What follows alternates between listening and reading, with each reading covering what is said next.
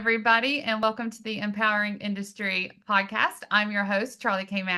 And I'm excited, super excited today because I love bringing y'all somebody unique that, I feel like I met you, through the World Wide Web, and then I get to know you, and then you have these really cool things about you. So today I am going to introduce you to an inventor, and so I love that. And I'm excited to just have a conversation. Y'all know that. Y'all know how I love to talk to people out in industry and to share them with you. So that's what we're going to do today. So jump on here now and kind of just introduce yourself. Hi, thanks, Charli. Thank you so much for having me on your podcast. I appreciate it very much. So it's a big title, inventor. I kind of like to go by engineer during the day, I guess. And so a bit about myself. I'm an electrical engineer by profession.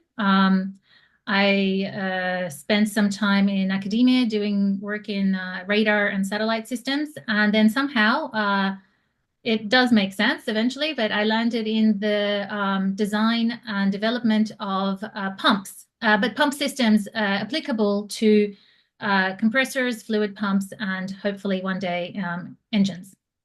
Yes. That's Well, how Charli and I connected.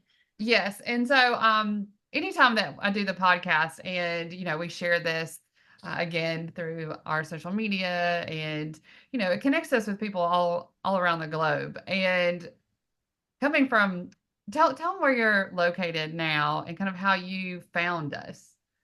Right. Oh, it's the serendipity of the internet, really. I'm Australian, but we moved to New Zealand to enjoy the gorgeous country that this is a couple of years ago. So this is where I'm based now, just outside of Queenstown, New Zealand. And how I found Charli, I was lamenting the fact that, I'm a woman in tech and so hard to find other women in tech, and searching online on LinkedIn. And I was absolutely, oh no, actually ChatGPT told me about you because I asked it for, women who are in the pump industry, and lo and behold, I found empowering pumps. I And am blown away right now. So I didn't know that little tidbit, and I am just like loving it. I'm like, my friend ChatGTV that I talked to, it is a she, has then connected me over here with you now. This is so it good. was incredible. It was a moment where I was glad I was sitting down because I would have probably like not. It was just, my goodness, my prayers have been answered. So thank you, ChatGPT, and thanks Charli for responding to my cold call. Yeah, and y'all have the people that have, been part of our journey here on the podcast. They know we love social media and connecting, and really, they probably have heard of Hillary, who is one of those inventors. Yes, I'm going to call y'all both that. To be able to, just kind of bring a fresh new idea to the pump industry, which is what we want to happen. And so when you were telling me a little bit about what you're doing, that's who I was thinking about. And also just who could we connect you with? So let's start a little bit before we dive into that. Just how did you become a woman in the pump industry? How did you get into this? Oh, so yeah, like I mentioned before, I spent a lot of time as an electrical engineer, firmware engineer, embedded systems, after I left academia. And the genesis of my whole journey to the present moment was when I was casually talking with my father, my late father, about just engines and efficiencies and so forth. And he came up with a very ingenious, I like to think, concept that we've patented successfully for the rotary vane engine. And I decided to some about 3 or 4 years ago to attempt to build it and commercialize it. But I thought going all the way towards an engine would be a little too adventurous for an electrical engineer like myself. And so that's how I found going down to I guess, a simpler version of this technology would be to enable a neat architecture for pumps, fluid pumps in particular, and compressors as well. And I think that's the right approach because I look at the reciprocating piston pump that's in engines. It's very successful in engines, but it's also a very successful, albeit a bit noisy compressor, and also a very successful dosing pump. And so it kind of has to fit those three verticals, I think, in order to be a successful engine. And so that's how I made my way to trying to implement the technology in as a fluid pump. And I guess what is the challenge now? The challenge now is to find the killer application, as they like to say in the software industry. And because I'm an outsider to the pump world, really, I don't have professional experience in it, although I learn fast and I'm trying to absorb as much information as possible. And I would appeal to your listeners and viewers to please send me all the information they possibly have that could be useful to me. Yeah, so what I'm the stage I'm at now is I have the apologies for this, but this is just the chamber, and I have made it operate in pumping fluid. And the next stage is to understand what the first application for it would be. So when you when we're I guess coming together as industry. I mean, first of all, I'm super like excited that you found us. I mean, I was a little I'm gonna be a little vain here, but like one of the most influential people in the pump industry, you kind of found me through technology. And so you're better than you think already as far as connecting with the pump industry. I've been in the industry for 20 years and through connections, through LinkedIn, through social media. And so I find that fascinating. And you know that I traveled, my first internship, first ever kind of flight was destination Australia. And so we have that piece of background. But I love how the connections to everything and how we can bring a community together. So that me being the first step for you, I think is a good thing because I do know a lot of people and I am calling for my industry to help now. So like if you hear this, share it with people, you know, just feedback, just give us feedback. We would love to see where this goes. And I'm excited just to have people thinking in an innovative way. And so from electrical, and we talked a little bit about this, I think, when in the intro, you've got the electrical engineer, and then you've got to talk to the mechanical side of things, and which is what I've been telling industry for a while now. We all have to talk and collaborate with people. So I guess that next step for people to get in touch with you and kind of send ideas and everything. You mentioned that, but is there anything else like for the ask for this in particular? Yeah, so I'm at the stage where I have a prototype, it's moving water. So like that, if you know, it definitely works. But in order to, but it's not, you know, I'd like to bring it to, it's not market ready, so to speak. And I would love to have industry partnerships and collaborations um, to to bring this as quickly as possible to market. Because it's I mean, I'm very biased, right? So please take this with a grain of salt. But the applications for this design are many and wide reaching. And it's not just for fluid pumps, it's for compressors, it's for internal and external combustion engines.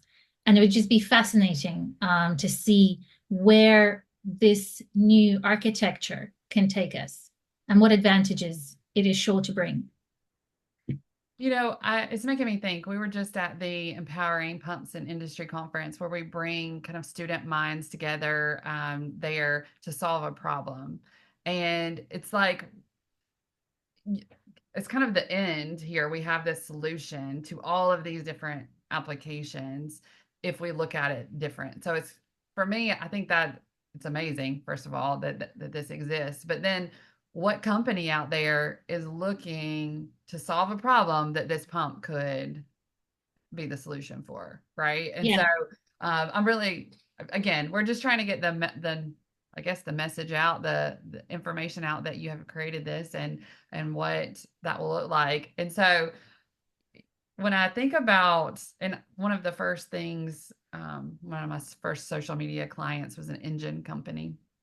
And, uh, you know, it's so much bigger than what, like I've seen them kind of go on the rail cars, right? It's such a Mm. large project.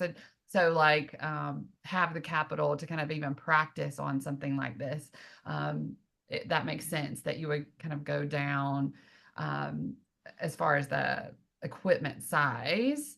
But how do you test even, right? We're testing it as a pump. So let me just back up one more second. Like, so when we talk about pumps and compressors, because there's kind of different people that work on compressors and different people that work on pumps.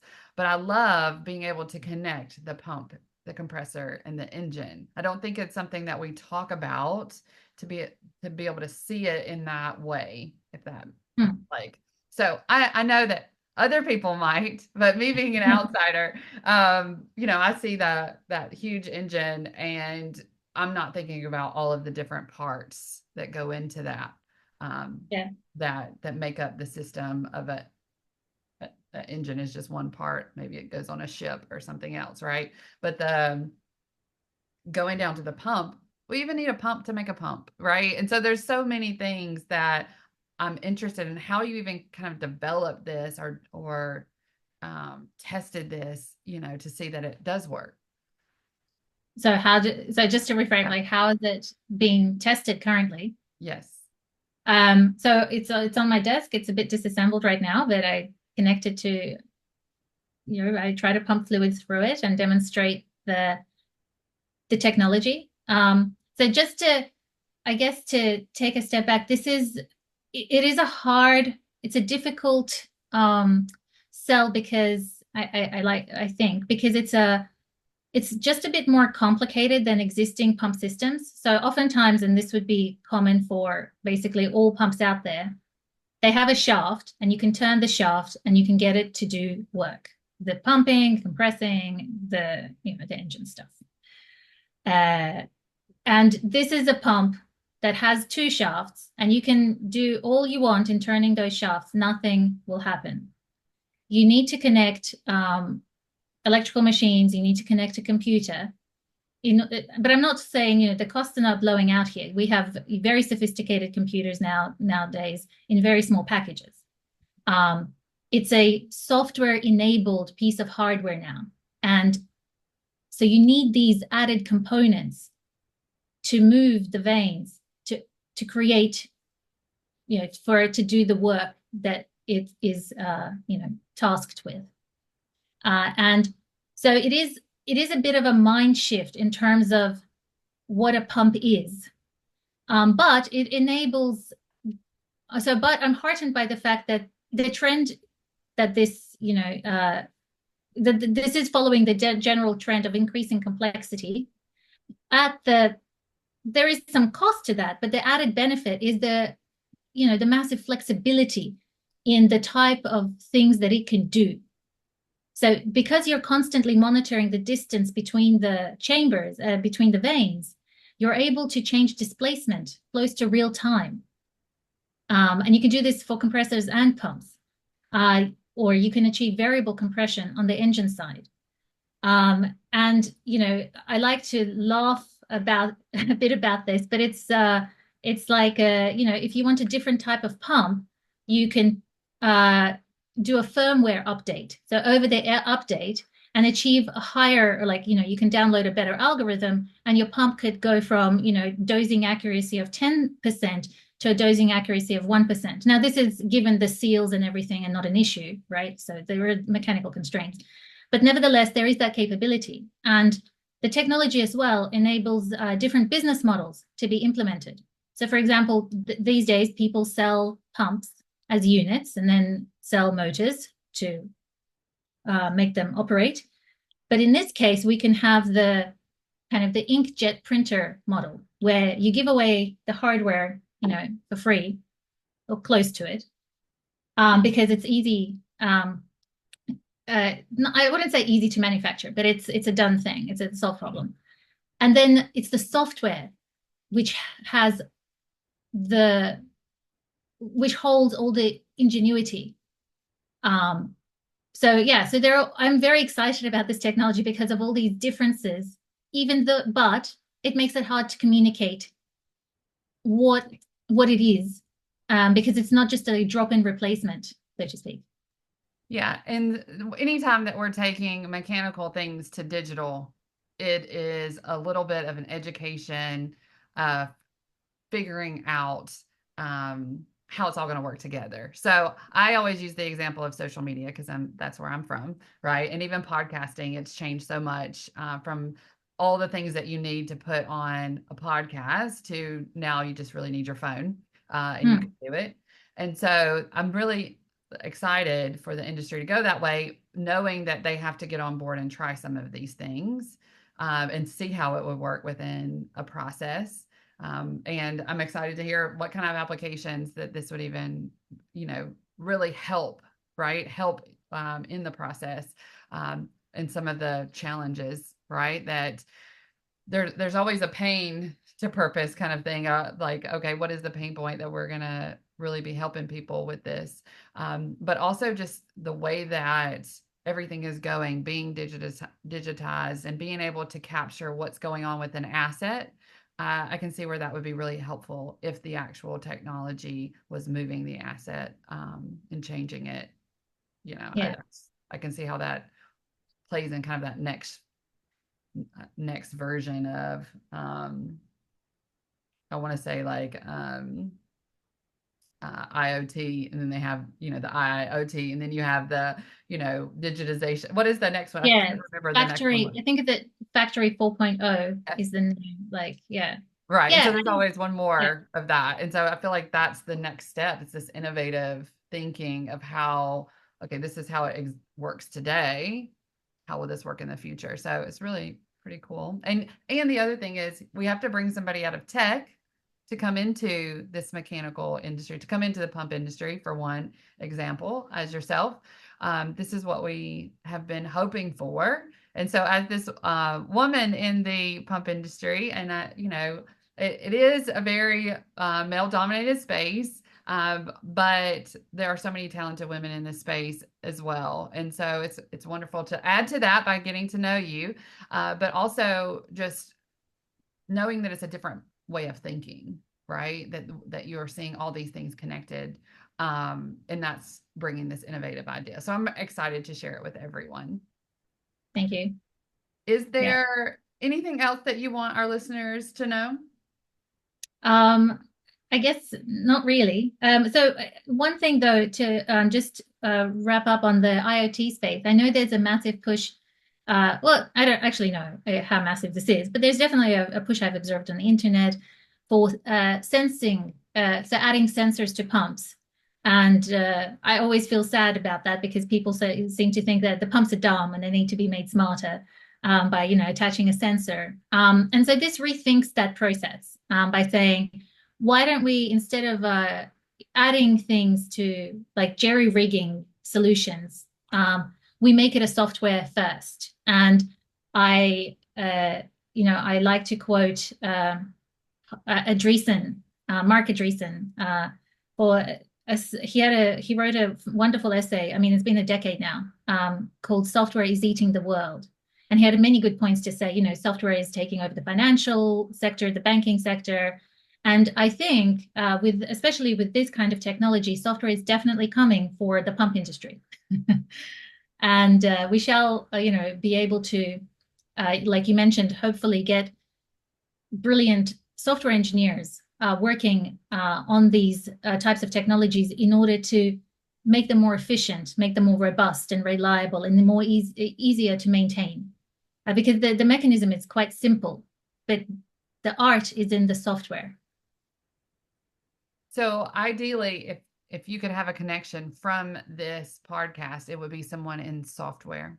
No, I would love Be? to. No. So software world, I've got that covered off. Thank Okay. you. Although, So I'm not saying no. Please, reach out. I'd love to. I never say no to an introduction. But I would love to have people with deep experience in the pump industry when they design systems dosing factories for producing various chemicals, for example. What considerations go into how the pumps are commissioned? What problems are encountered over the lifetime? I mean, pumps are wonderful devices. They last decades, but there are problems. And what are they? And how can we rethink these designs if we have these added capabilities of an instrumented pump, say? I'd Yeah, love to learn. it makes me think of the best efficiency point, which is what we have been working on for years and years and years of this is how you run the pump. It's at the best efficiency point. What does that look like? But there's been introductions of smart technologies that changes that mindset and thought. And so I can just see like a table with all of these minds and having this discussion to see, okay, what does that look like? What are some of those pieces that take it from running efficiently actually off of the best efficiency point? If that, I know that's kind of counterintuitive even saying it like that, but I'm looking forward to those conversations. I know a lot of people that can sit down and talk to you as far as the pump industry goes. So I'll ping some of them when this goes out. But also just want to just thank you for reaching out and sharing your idea with the pump industry because you could, like you said, you could have went straight to engines, compressors even, but to start with the pump industry and being able to see our community be of assistance. I'm really excited to see that. So if you would just kind of also right at the start, you didn't really introduce yourself with your name and kind of what your company and all of that. So if you'll go back and just kind of introduce yourself and tell them what you do currently. Yeah, sorry about that. My name is Natalia Galin. I have a company, so you can find me at www.galinengine.com. And I've got some pages there describing the various applications for the general pump design. And I hope, I'm sure, Charlie, when you publish this, there'll be an opportunity to include the link and my contact details there as well. Absolutely. Well, thank you again for sharing your story, your ideas, this product with us, this technology with us. I'm just really thrilled that I have these connections that I can send this to. So I do want to, always think about the Hydraulic Institute, which is our authority on pumps and pump systems. They write the standards. And I know that, having you be a part of that. I don't know if they do like workshops or anything like that. But that would be really interesting and fun. So I'm just going to put that out there for you, Pump Industry Universe. Definitely call her and I'll connect you with her through this and in the show notes as well. But y'all share this. Even if you don't know somebody that would directly benefit from this, it will inspire. And I think that that's really what I'm getting from this. I just keep grinning and all these ideas come. So I think that that is what we want when we are creating something new or changing an industry for the better is all of these ideas and collaboration together. So thanks again for your time. Thanks, Charlie. Really appreciate this. All right. So everybody share this episode, like, subscribe, do all that great stuff. And until next time, be empowering.